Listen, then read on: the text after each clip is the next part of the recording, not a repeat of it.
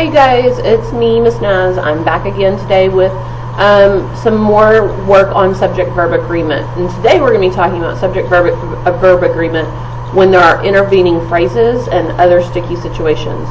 So previously we talked about just basic subject-verb agreement, where if you have a singular subject, the verb ends in S, the plural subject, the verb has a plain ending, meaning no S. So go ahead and take out your notes. I gave you the little flow chart about how to make those decisions. Take out your notes and have that ready. But we are going to take some notes today on what to do if there is something between the subject and the verb. So let's get started. So remember, the basics of subject-verb agreement are a singular subject, then the verb is going to end in S. Like, she is nice. She is the subject. Is ends with S. That's how you know you have the right one.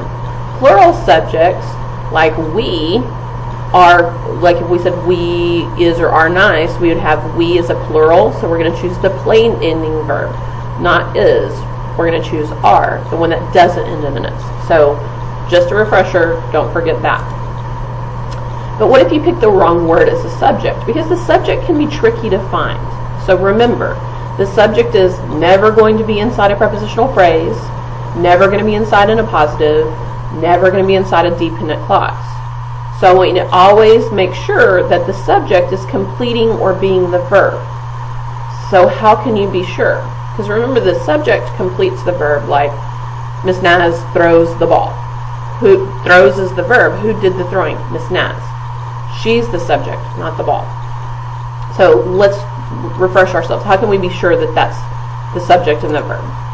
So one of the ways is to get rid of prepositional phrases. Remember, prepositional phrases are that little group of words that tells a lot of time location, like on the bookshelf or around the corner or across the street.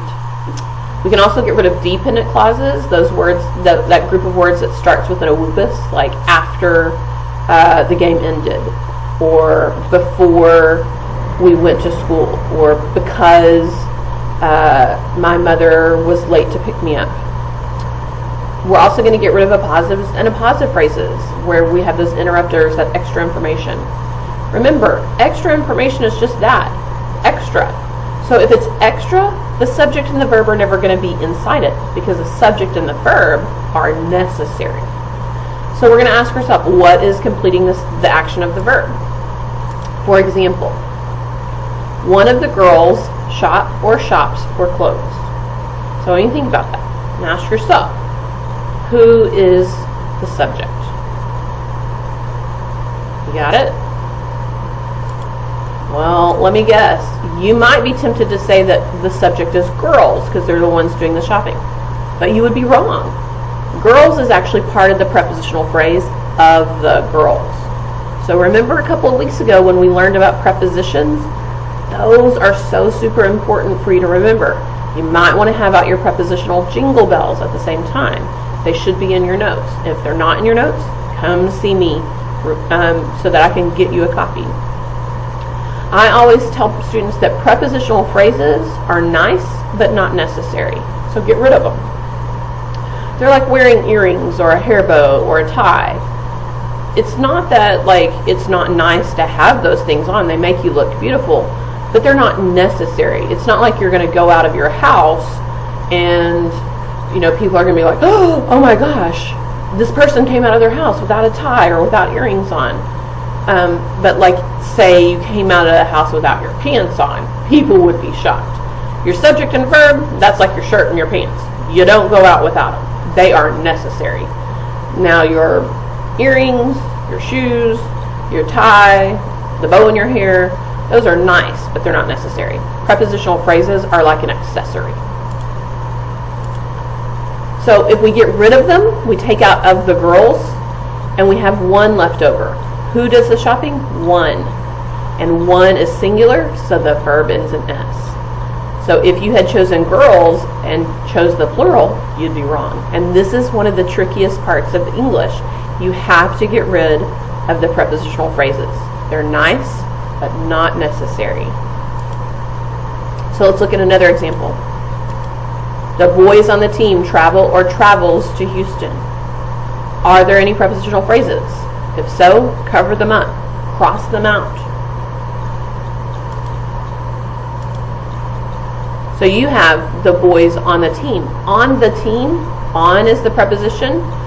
Team is the noun that follows it. That's the prepositional phrase. So now we're left with the boys. The boys travel. Okay? The boys is plural.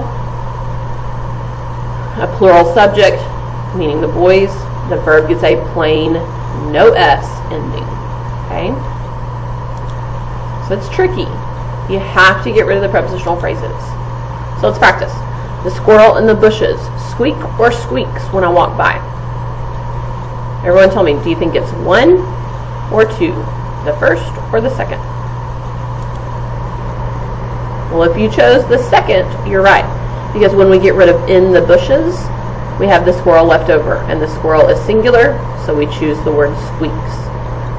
Notice how the subject is singular, but the object of the preposition, that noun that follows the preposition, is plural. This is one of the favorite ways for STAR test creators to trick you.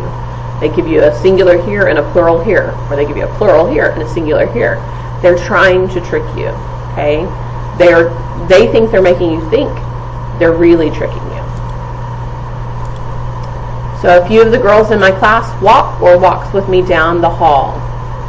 Well, when we get rid of the girls, that's one prepositional phrase. And then, extra hard, they get rid of in my class, a second prepositional phrase. And we're left with a few.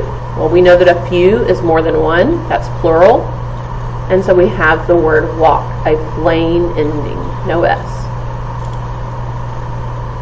Outside my door. The cat's in the yard. Squall or squalls? So you tell me. What do you think is the subject? What do you think is the verb? So think about what is doing the squalling. If we get rid of outside my door, that's a prepositional phrase. We get rid of in the yard, that's a prepositional phrase. We're left with the cats. The cats are plural, plain ending verb, no S.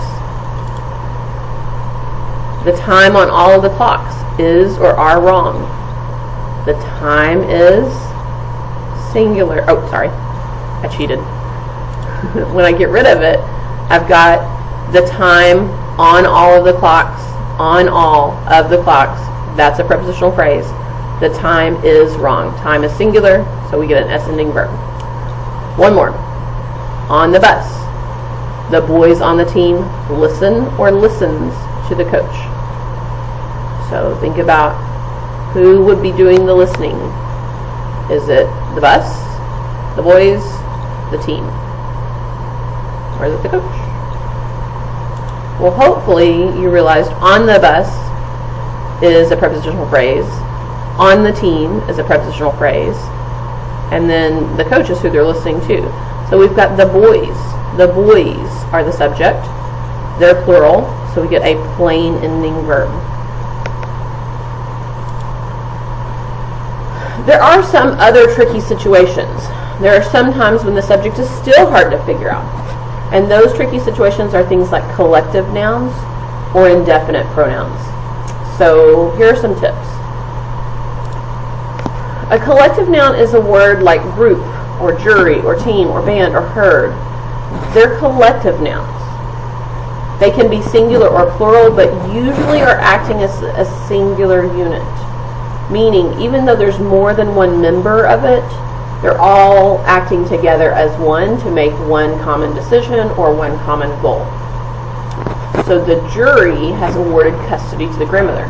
We know that the jury has 12 people on it, but all 12 of these people are acting as one group so that they can make a decision. So we treat this as a singular subject and get an S-ending verb. The jury is acting together to award custody, so it takes a singular S-ending verb. There we go, right there. However, if the jury is acting as individual members, they take the plural form. So now we've got the jury members. And you'll always know if it's acting as a plural because there will be a plural right here. And almost jury is acting as a modifier, telling us what kind of members. And so because this is plural, we're going to have the plain ending verb. Okay?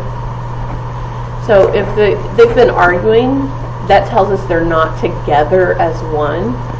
That means they're in the plural. But here, the whole group together decided this.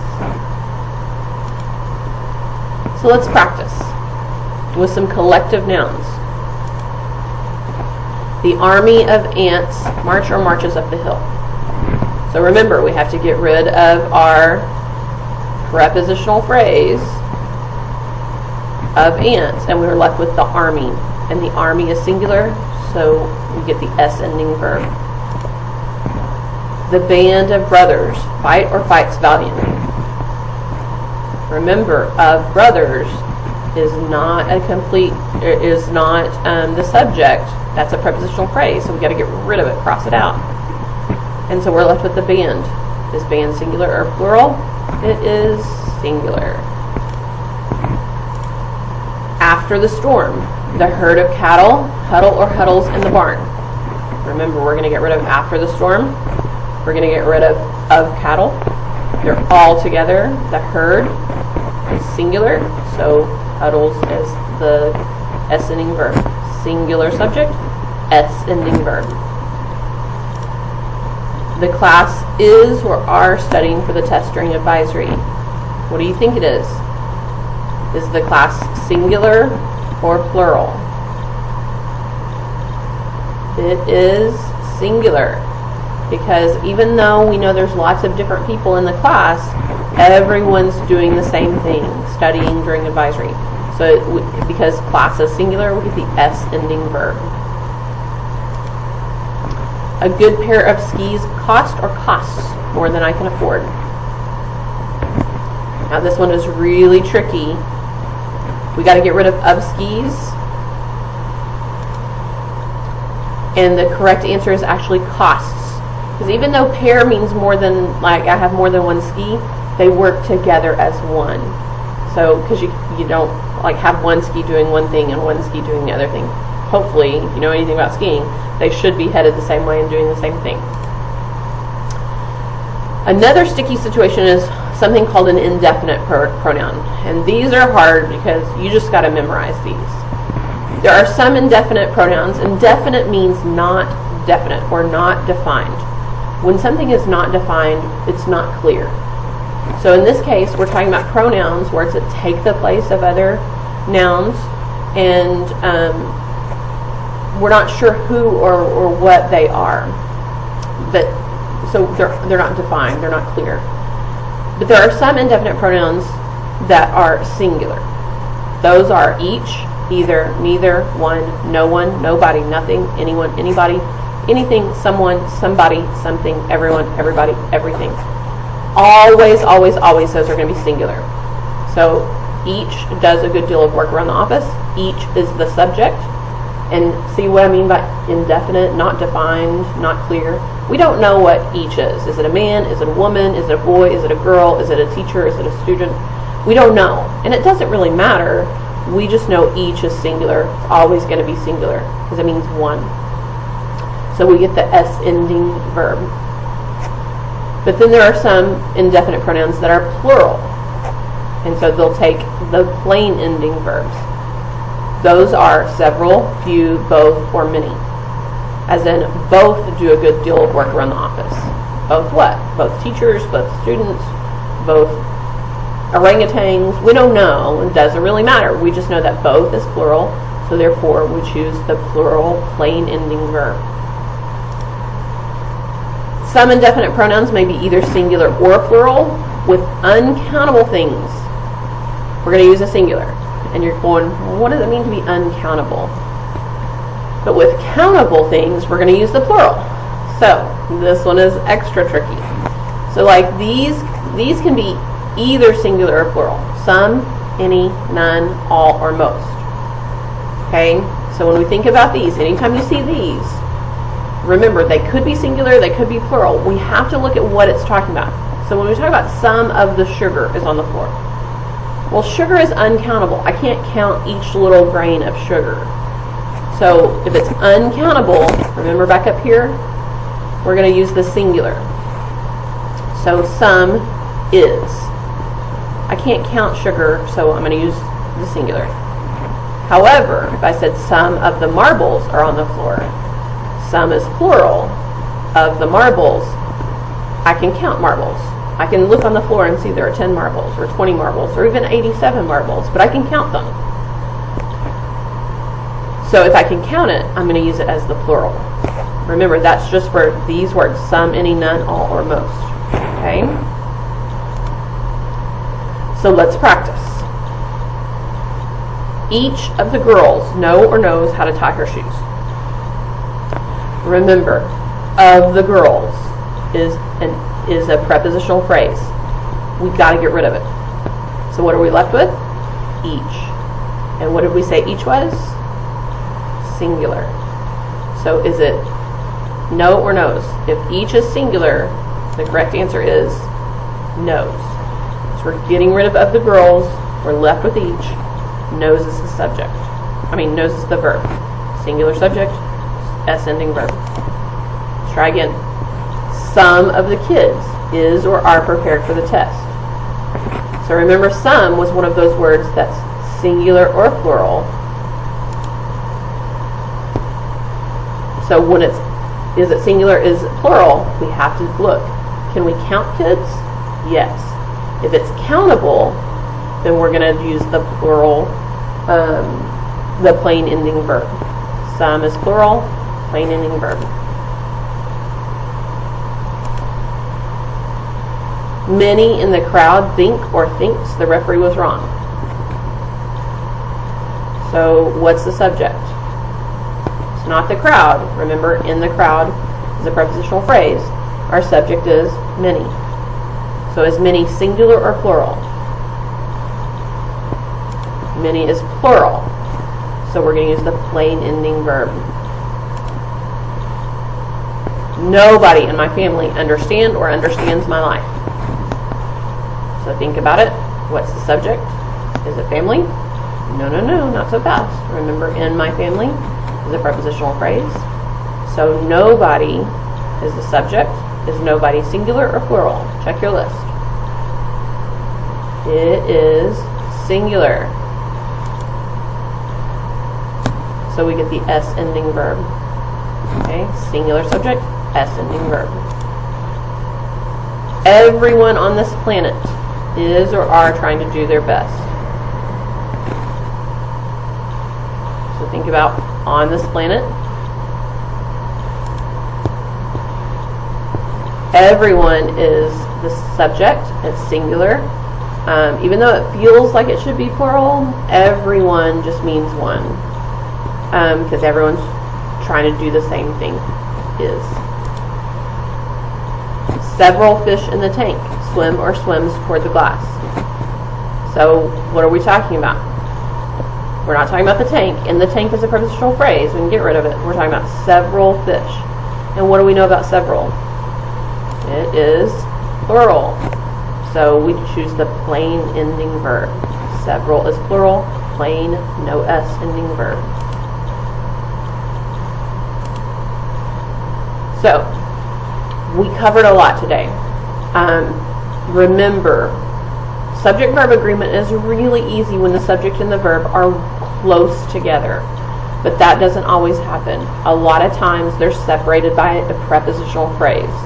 Remember that prepositional phrases are nice but not necessary, so you can get rid of them.